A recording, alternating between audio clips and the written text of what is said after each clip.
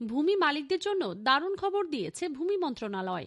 7 শ্রেণীর দলিলে আর নামজারি লাগবে না।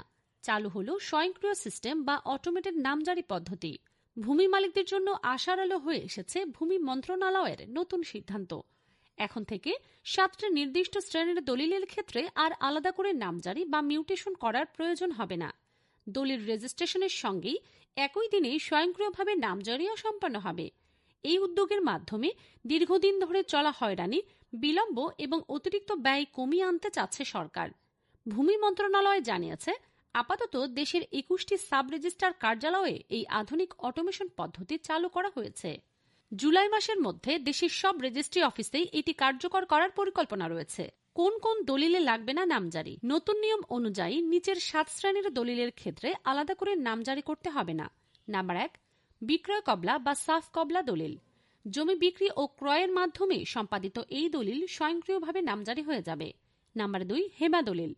রক্ত সম্পর্কের মধ্যে বিনামূল্যে সম্পত্তি হস্তান্তরের এই দলিলেও এখন নামজারি প্রক্রিয়া নিজ থেকেই সম্পন্ন হবে। নাম্বার 3, হেবা বিল আওয়াজ দলিল। রক্ত সম্পর্কের বাইরেও হেবার মাধ্যমে হস্তান্তরিত জমির দলিলেও একই সুবিধা পাওয়া যাবে। নাম্বার 4, বন্টননামা দলিল। পারিবারিক সম্পত্তি বন্টনের ক্ষেত্রে করা দলিলেও নামজারি হবে অটোমেটেড ভাবে। নাম্বার 5, ওসিয়তনামা দলিল। কারো মৃত্যুর পর ওসিয়ত অনুযায়ী যিনি মালিক হবেন, দলিল রেজিস্ট্রেশনের দিনেই তার নামেও মিউটেশন সম্পন্ন হবে। নাম্বার 6, আওয়াজ বদল দলিল।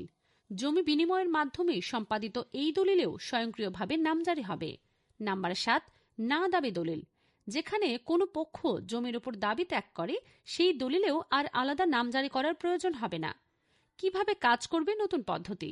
এখন থেকে সাব রেজিস্ট্রার অফিস ও উপজেলা এসএল্যান্ড ভূমি অফিসের মধ্যে আন্তঃসংযোগ স্থাপন করা হয়েছে। ফলে দলিল রেজিস্ট্রেশনের সঙ্গে সঙ্গে নামজারি তথ্য ভূমি অফিসে পৌঁছে যাবে এবং একই প্রক্রিয়ায় তা নিবন্ধিত হবে। আগে দলিল রেজিস্ট্রেশনের পর ভূমি অফিসে আলাদাভাবে আবেদন করতে হতো নামজারির জন্য, যা ছিল সময় সাপেক্ষ, ব্যয়বহুল এবং দুর্নীতিপ্রবণ। নতুন এই ডিজিটাল পদ্ধতি সেই ভোগান্তি থেকে জনগণকে রক্ষা করবে। আইনি পরামর্শ বা তথ্য জানতে আমাদের ফলো করুন।